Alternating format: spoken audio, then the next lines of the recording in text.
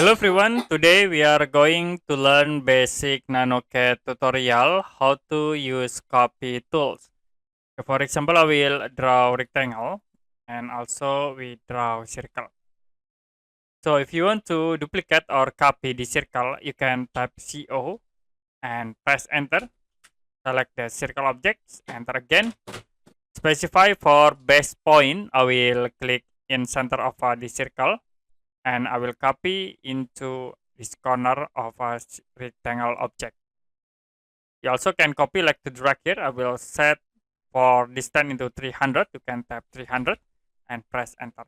So to be copy the circle object with a distance 300. If you done, you can press escape button.